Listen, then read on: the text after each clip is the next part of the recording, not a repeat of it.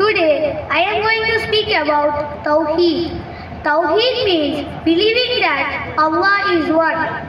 He has no partners, no helpers, and no equal. Allah says in the Quran, Kul huwallahu ahad. Say, He is Allah, the One. To understand Tawheed clearly, Islam teaches that there are three types of Tawheed. First one, Tawheed al-Rububiyyah. This means singling out Allah in Lordship. It means believing that Allah alone is the creator and the controller.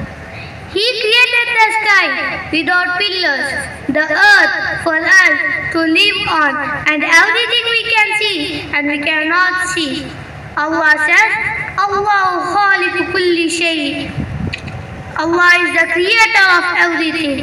Second one, Tawheedul Uluhiyyah. This means singling out Allah in worship. This means we worship only Allah. We pray only to Him. We ask help only from Him. Allah says, Iyyaka na'budu wa iyyaka nasta'een. You alone we worship and you alone we ask for help. Third one, Tawheedul Asma wa Sifat. This means believing in Allah's names and attributes which He has affirmed for Himself. Allah says, وَلِلَّهِ الْأَسْمَاءُ الْحُسْنَى.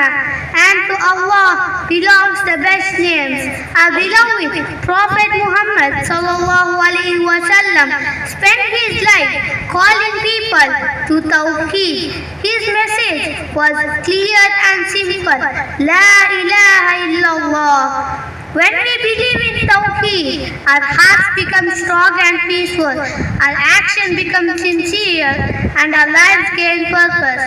Together, they teach us one truth. Allah is one in control, in worship, and in perfection. Jazakallahu khair. Assalamu alaikum wa rahmatullahi wa barakatuh.